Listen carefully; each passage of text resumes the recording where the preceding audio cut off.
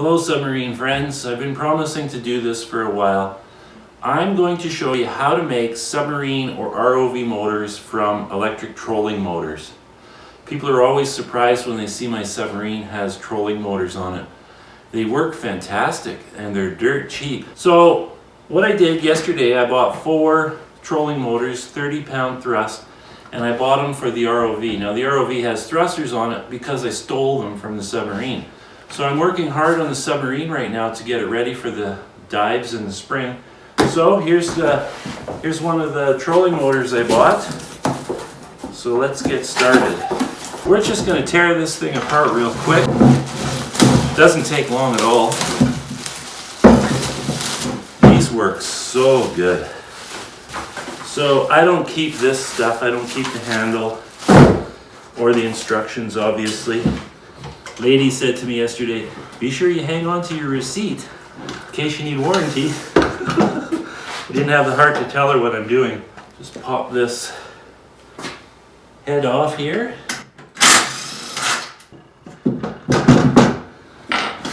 So you could pull it off enough that you could just snip the wires. So I actually recycle all this stuff. I recycle the wire. No sense buying wire. And I actually recycle all the screws. And I have a little recycle bin here. I also keep the forward-reverse switch. You can see I'm not nice about this.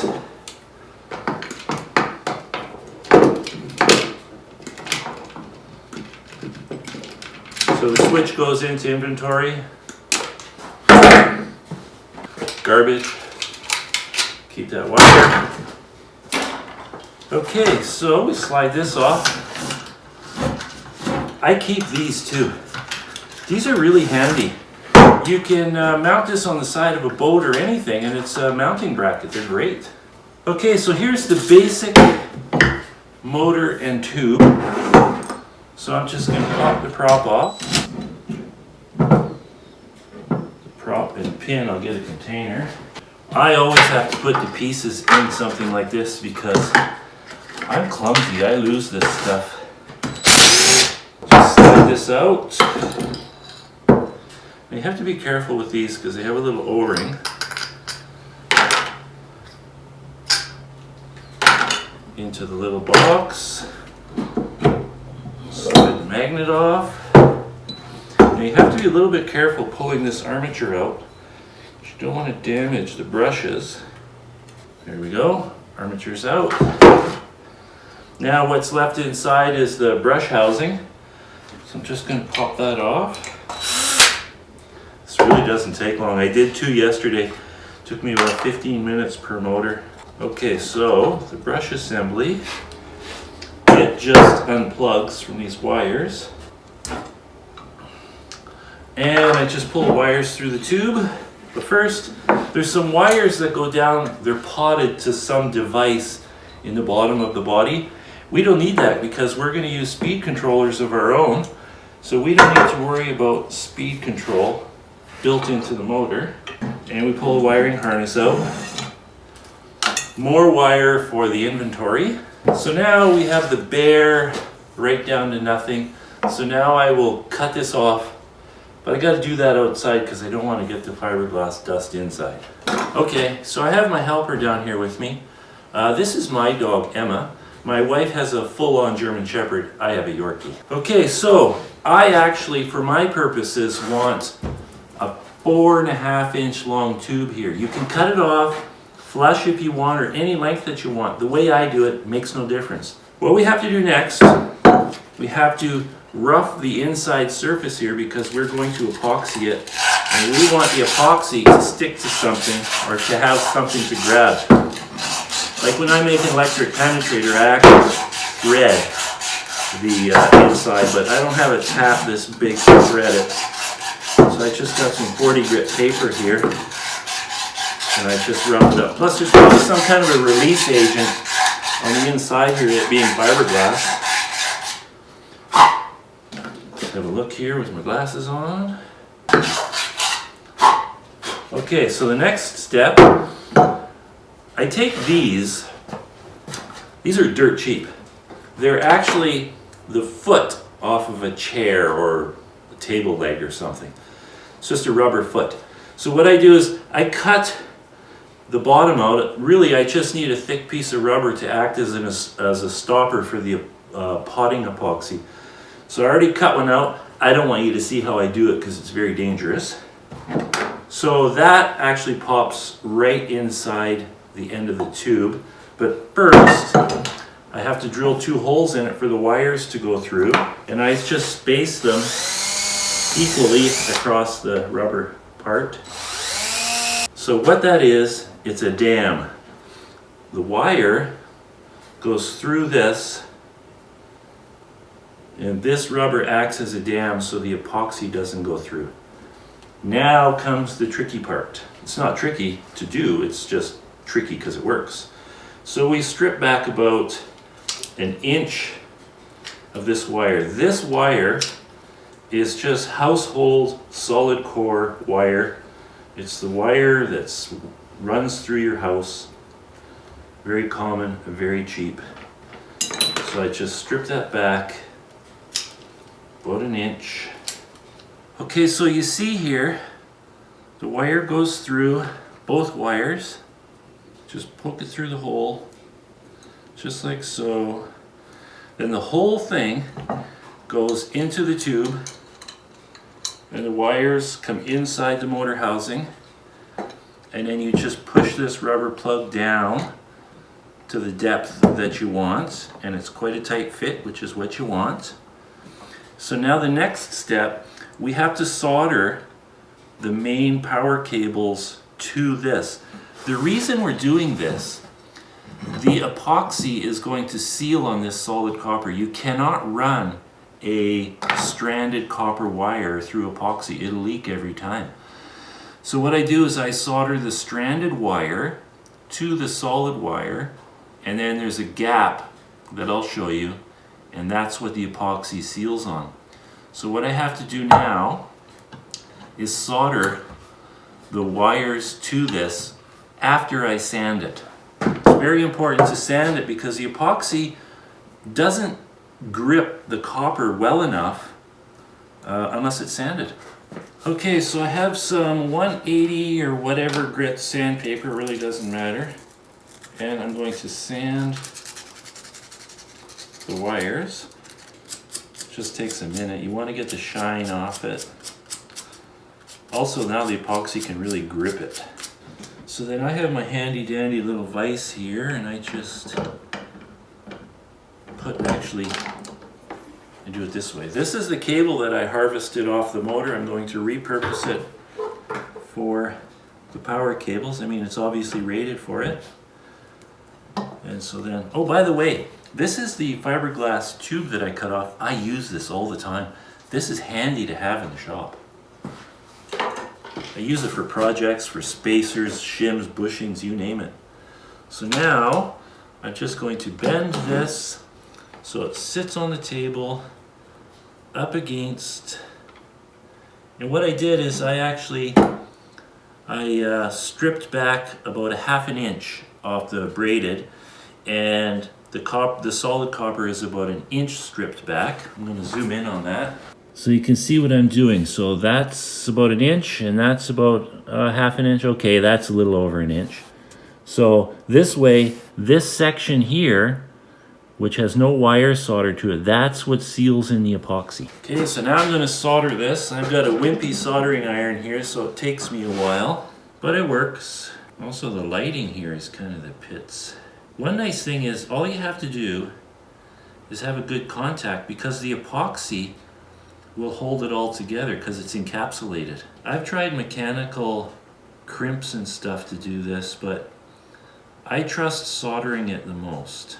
And what I do is I solder one side, I flip it over, and I solder the other side just to make sure that all the strands are coated in solder. This is not really my thing, but I manage. Yeah, it's going good. I had a little trouble with this yesterday, but obviously I got some practice yesterday. Okay, I just finished soldering these. And so now, what we have to do, straighten out the wires. We push these wires through the 2 holes we drilled earlier. Then I'm going to push the rubber plug down inside, about 1.25 inches. And then I push the wires through. Now, what I do is I just set it in my handy dandy vise here, just like so. Now you want to space the wires, obviously, so that they're not touching. And then what I do is I just put a piece of tape around here, because you want it to stay put. You want to make sure the wires aren't going to move around and touch. A continuity test with your ohm meter is always a good idea. I do a continuity test after I put the epoxy in.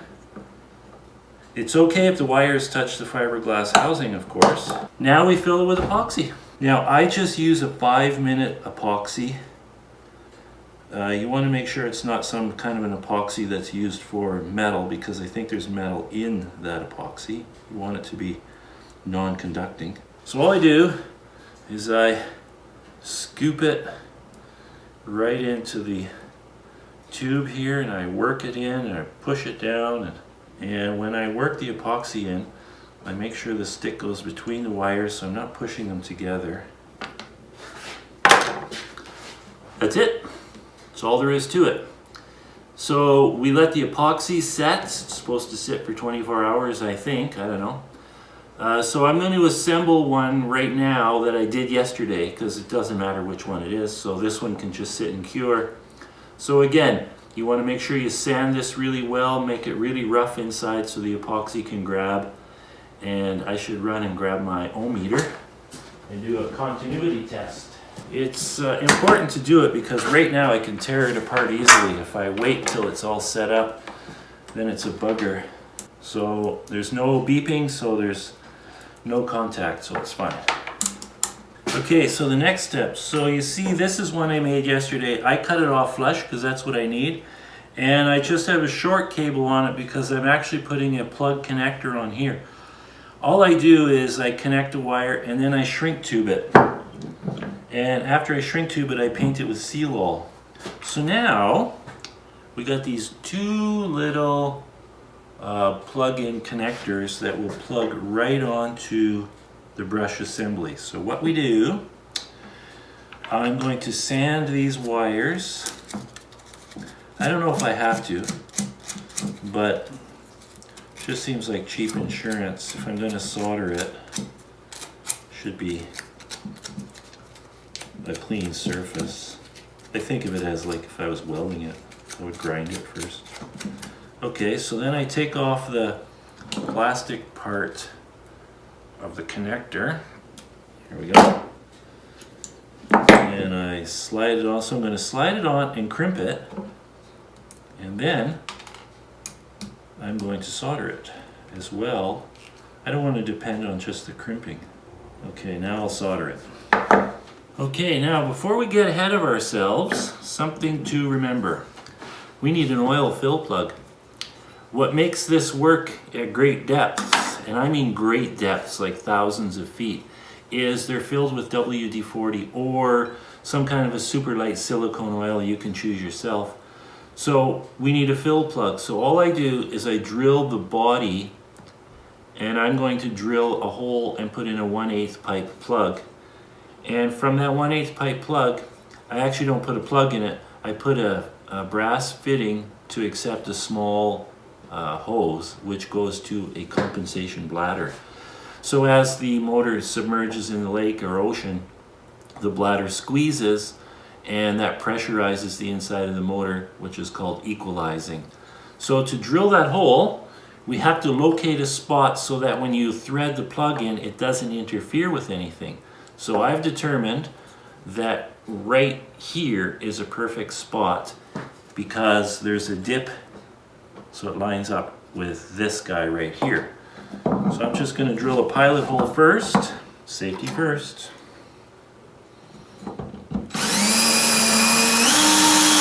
Now you may also want to find a location to put that fitting that suits your application. For instance, you may mount the motor in a certain orientation, so it's nice to have this thing at the top of the orientation so that you don't have to remove it to top it up with oil. We can thread our tap in there. Looks good. I've actually put some JB weld on that just to be sure. I mean, what does it hurt? So now we have these wires soldered on. I mean these ends soldered on. So now we just plug in the brush assembly like so. It doesn't matter which one goes to where because it's a DC brushed motor. It doesn't care.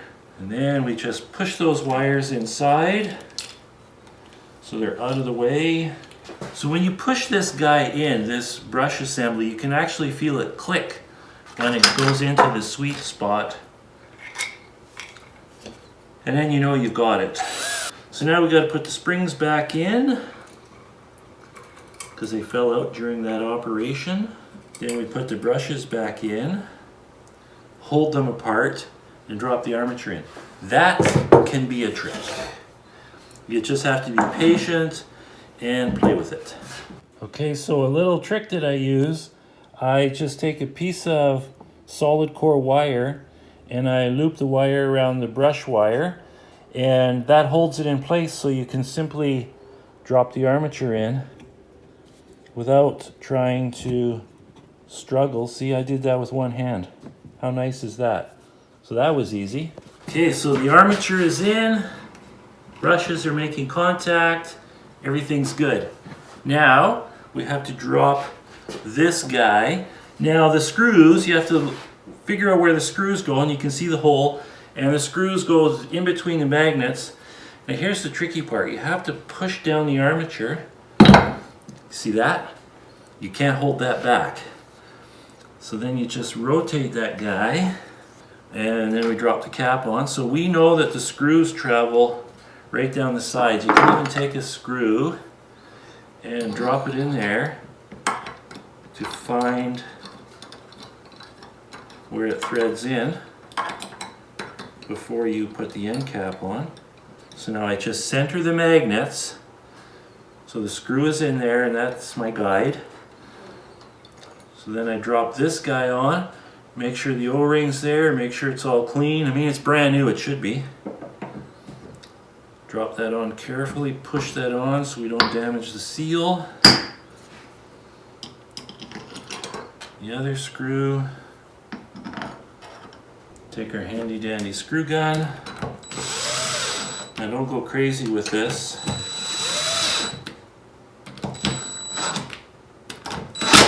Put the pin through for the propeller. Propeller on, washer, nut. There you have it.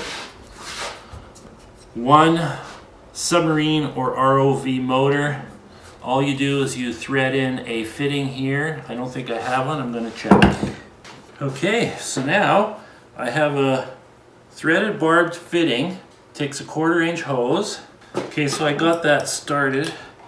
Now you see, you have to thread that in a ways. That's why it's important to mark the location so that the threads from this, the tube, don't plow into the brush assembly. But I have about 3/4 of an inch of clearance, maybe 5/8 inside. That's nice and snug. Again, you can JB weld that. So there you have it. Submarine or ROV motor ready for installation. Fill it with oil, connect a hose to your compensation bladder. Now what I'm going to do, I'm going to sand this down once it's fully cured. It's still a little soft. And then I'm going to paint it with a rubber material to just make it look nicer and to seal it off that little bit more. That will seal the actual wire to the epoxy on the outside here. And then I will heat shrink tube my connector to that end, and it'll just plug right in. Okay, there it is. One ROV or Submarine oil compensated motor. You can air compensate this. you simply put air into this fitting instead of filling it with oil with the compensation bladder. The only thing about air is it works really well, in fact probably better than oil, but it's not reliable like oil. So I've actually seen a very, very well built sub, in fact one of the best built homemade submarines, miss a dive because of air compensation. There was a problem with the regulator, something went wrong, and the submarine was down. I mean, that to me is tragic. You travel 10, 20 hours to go on a dive trip and your bloody motor can't be used. So oil compensation is not as good as air, but it's 100% reliable. You will never miss a dive with an oil compensated motor. That's just my 2 cents. So, ciao for now.